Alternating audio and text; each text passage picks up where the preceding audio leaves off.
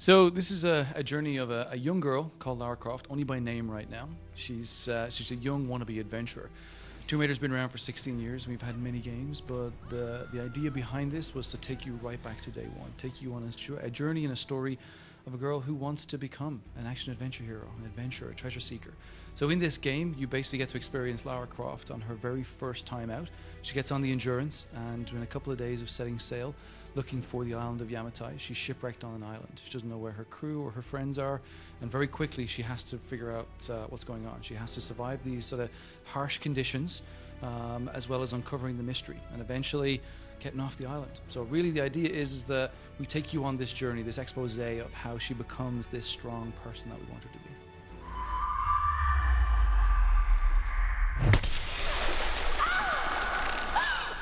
We've spent a long time reimagining the core pillars of Tomb Raider, whether it be puzzle solving, exploration and combat, but made them fresh. So now exploration is about dynamic traversal. It's about giving the player an opportunity to go into a space and have some freedom, have the opportunity to actually be an explorer, come around, move around, jump from place to place, no more ledge jumping, and we take that principle into all the other core pillars. And hopefully by the time you finish the game, you'll feel like it is a Tomb Raider game in its heart, but with a fresh tint on top of it. One of the things that we wanted to make sure we achieved is that we don't just land Lara on the island and give her 2 guns and say, hey, go kill people, right? And go and get off the island in that way. We take you on an emotional journey all the way through to the point where you feel she's motivated to survive and protect her friends. And obviously get off this island. That's kind of the core thing here. But along the way, we start to see a girl that is evolving. She wants to understand what's going on more so than just say, I need to get off this place. And in order to do that, she has to sort of look around at the situations. We have these scavengers who've been on this island a very long time. They've been living here longer than Lara even realizes. And these guys are trying to protect their turf. They're trying to protect where they live. And at the beginning of the game, we take you on this journey where she gets the bow, she uses it to hunt, she uses it to protect herself against the wolves. But very soon, she's having to use it to fend off these islanders who really don't care who she is or care who the crew is. They just want to kill them to protect their space. So the idea is that we take the player on that journey up to the point of the first kill, where after the first kill happens, you feel motivated. You feel like, okay, this is not a situation that I'm in control of. It's not one where I can actually stop and have a conversation with these guys. They want to kill us, and they want to take us prisoner if they can. So what we're trying to do is set the motivation of the character up within the game. So it's not just a run and gun. You don't just come in and feel like I'm going to kill everybody around me. And none so more as the upgrade system. We have the survival skills and we have your gear skills.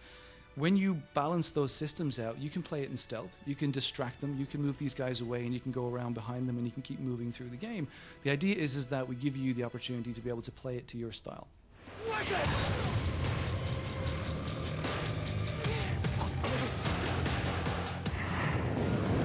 So Tomb Raider has always been about exploration, but really when you look back at the old Tomb Raider games, there was very little exploration, apart from us telling you this linear story and moving you through the world.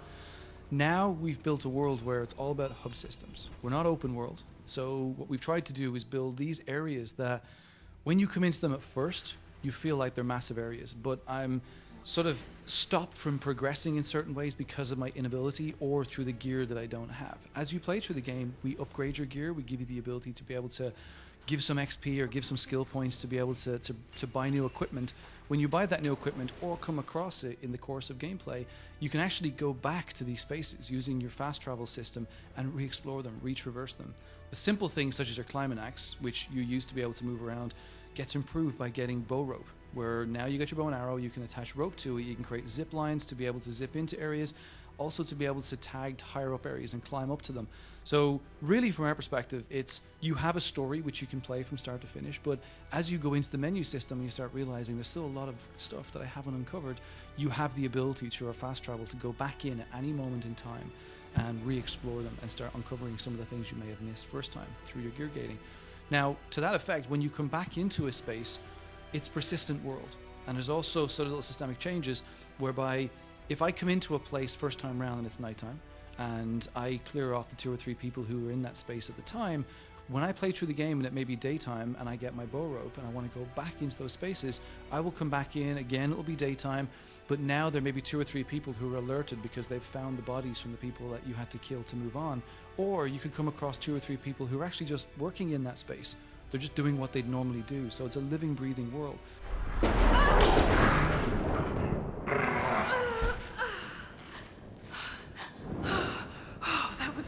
So our gear and our upgrade system comes in sort of two flavors. First flavor is that you're given elements that you need as your core. So your climbing axe, you start the game with the prying axe, which is just a half-broken tool that allows you to be able to open a door, and very quickly it's no use to you. You need to upgrade it, and that's where we teach you about salvage.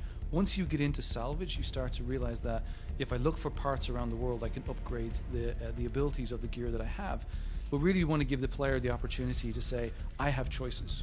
You know, it's not gonna make a difference to the ending of the game, but it makes a difference to your playstyle. So if you like melee, or you like stealth, or you like ranged combat, you get the ability to be able to go in and salvage equipment, trade in some points, and be able to upgrade your tools accordingly.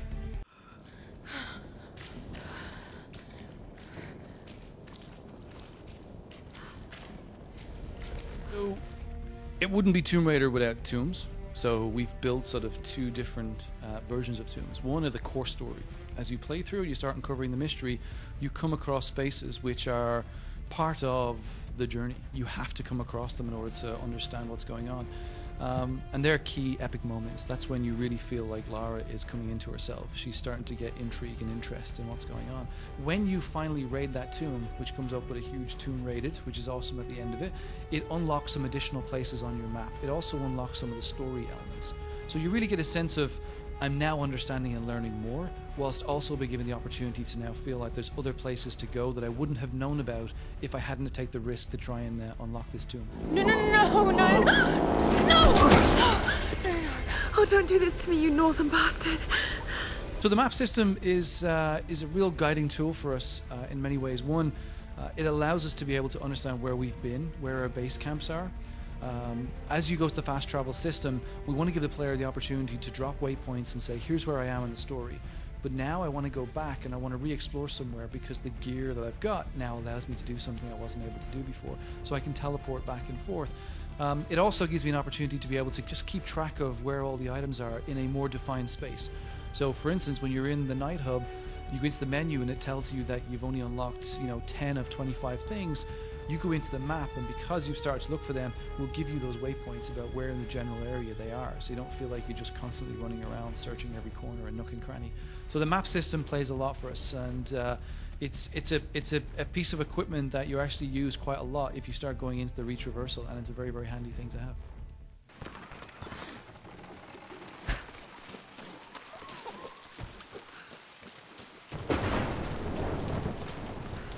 Upgrade system is about when I salvage and I find equipment all over the island, I can upgrade my pistol, my machine gun, my bow. It's not just it's sitting in my arsenal, so it's not sitting in a bank that I can go in and say, hey, I can purchase this now. I have to find them in the first place. So if I go and find an old rifle that has a great muzzle on the end of it, whereas I've got a great one with a great trigger, I can put the two of them together, and you'll soon start to see that that's what it's all about. It's about salvaging. It's about rummaging, finding pieces from old weapons and putting them back together to be able to make something that you need, like double magazine clips or silencers.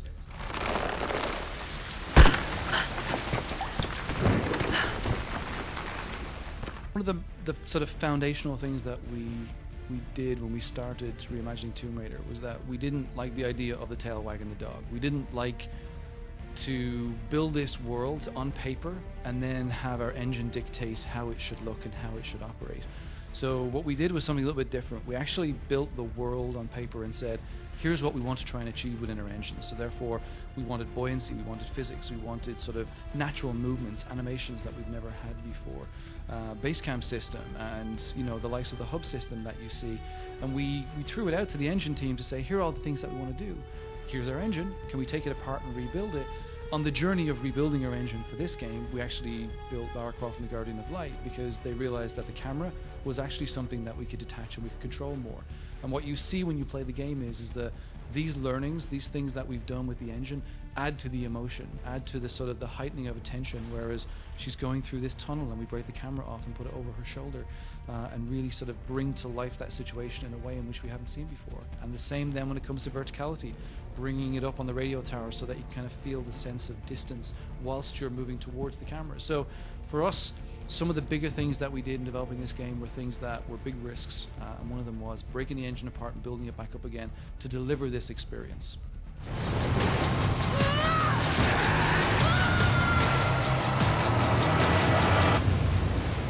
The game is due to come out on March 5th, 2013. It's on Xbox, PlayStation, and PC.